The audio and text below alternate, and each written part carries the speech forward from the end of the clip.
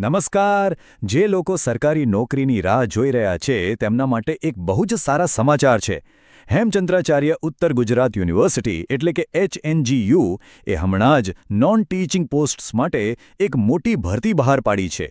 તો ચાલો આ તક વિશે બધી જ વિગતો જાણીએ એકદમ ઊંડાણપૂર્વક. તો કુલ કેટલી જગ્યાઓ છે? કુલ 18 જગ્યાઓ ભરવાની છે. હવે કદાચ આ આંકડો નાનો લાગે પણ એ ભૂલવું ન જોઈએ કે આ અલગ અલગ લાયકાત ધરાવતા લોકો માટે કારકિર્દીનો એક નવો રસ્તો ખોલી શકે છે. આજે આપણે શું જાણવાના છીએ? સૌથી પહેલાં તો જોઈશું કે કઈ કઈ પોસ્ટ્સ ખાલી છે. પછી કોણ એપ્લાય કરી શકે છે, સેલરી કેટલી મળશે અને હા, સૌથી ઇમ્પોર્ટન્ટ એપ્લિકેશન કરવાની પ્રોસેસ શું છે. આ બધું જ આપણે સ્ટેપ બાય સ્ટેપ સમજવાના છીએ.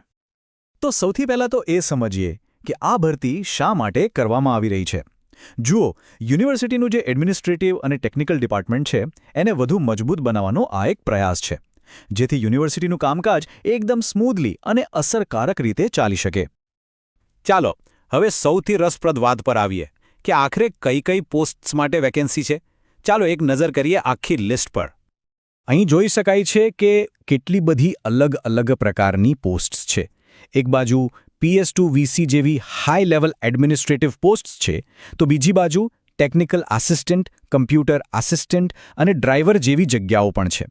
એટલે કે લગભગ દરેક માટે કંઈક ને કંઈક છે. આ લિસ્ટને જરા ધ્યાનથી જોજો. બની શકે કે કોઈકને પોતાના લાયક પોસ્ટ મળી જાય.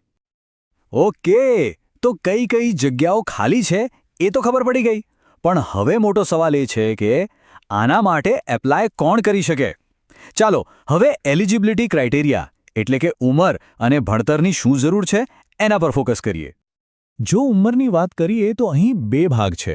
મોટા ભાગની પોસ્ટ્સ માટે મેક્સિમમ એજ લિમિટ 40 વર્ષ રાખવામાં આવી છે. પણ હા, જુનિયર સ્ટેનોગ્રાફર અને ડ્રાઈવરની પોસ્ટ માટે આ લિમિટ 35 વર્ષ છે.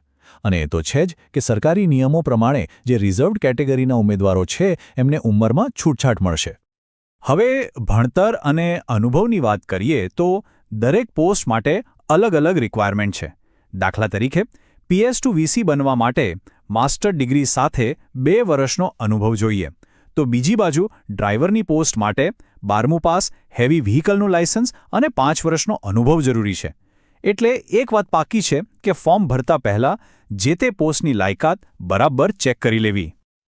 ચાલો હવે એ મુદ્દા પર આવીએ જેની બધા રાહ જોતા હોય છે: સેલરી અને સિલેક્શન પ્રોસેસ. એટલે કે પગાર કેટલો મળશે અને પસંદગી કેવી રીતે થશે. તો સેલરીની વાત કરીએ. અહીં પણ પોસ્ટ પ્રમાણે અલગ અલગ સ્ટ્રક્ચર છે. જે લેવલ 8ની પોસ્ટ છે એમાં સ્ટાર્ટિંગ સેલરી છે ₹44,900. લેવલ 7ની પોસ્ટ માટે ફિક્સ ₹49,600 છે અને ટાઈપિસ્ટ, ક્લાર્ક કે ડ્રાઈવર જેવી પોસ્ટ માટે દર મહિને ફિક્સ ₹26,000નો પગાર મળશે. હવે સિલેક્શન કેવી રીતે થશે? આખી પ્રોસેસ મેરિટ પર આધારિત છે, એકદમ ટ્રાન્સપરન્ટ. પહેલાં તો બધી એપ્લિકેશન્સને સ્ક્રીન કરવામાં આવશે અને પછી પોસ્ટની જરૂરિયાત પ્રમાણે કાં તો લેખિત પરીક્ષા હશે અથવા ટાઈપિંગ ટેસ્ટ અથવા તો પછી સીધો ઇન્ટરવ્યૂ પણ હોઈ શકે છે. ઓકે, તો હવે સૌથી પ્રેક્ટિકલ વાત પર આવીએ. અરજી કરવી કેવી રીતે? ચાલો સ્ટેપ બાય સ્ટેપ ગાઈડ જોઈએ, જેમાં ફી અને ડેડલાઇન્સ બધું જ આવી જશે. ફીની વાત કરીએ તો જનરલ કેટેગરીના ઉમેદવારો માટે એપ્લિકેશન ફી છે ₹500 અને જે લોકો રિઝર્વ્ડ કેટેગરીમાં આવે છે એટલે કે ST, SC, SEBC, EWS કે પછી વિકલાંગ, એમના માટે આ ફી અડધી એટલે કે ₹250 છે. અને હા, એક વાત ખાસ ધ્યાનમાં રાખવા જેવી છે કે આ ફી નોન રિફંડેબલ છે એટલે કે એ પાછી નહીં મળે. હવે આ તારીખો ખાસ નોંધી લેજો કેમ કે આ બહુ જ ઇમ્પોર્ટન્ટ છે. ઓનલાઈન એપ્લિકેશન શરૂ થશે 25 નવેમ્બર 2025થી અને છેલ્લી તારીખ છે 15 ડિસેમ્બર 2025. ઓનલાઈન એપ્લિકેશન પૂરી કર્યા પછી એની હાર્ડ કોપી યુનિવર્સિટીમાં મોકલવાની છેલ્લી તારીખ 18 ડિસેમ્બર 2025 છે. આ ડેડલાઇન ચૂકાય નહીં એનું ખાસ ધ્યાન રાખવું. તો પ્રોસેસ શું છે? એકદમ સિમ્પલ છે. સૌથી પહેલાં HNUના ઓનલાઈન પોર્ટલ પર જઈને ફોર્મ ભરી દો. બીજું સ્ટેપ, તમારા બધા જ જરૂરી ડોક્યુમેન્ટ્સ સ્કેન કરીને અપલોડ કરો. ત્રીજું, ઓનલાઈન ફી ભરી દો.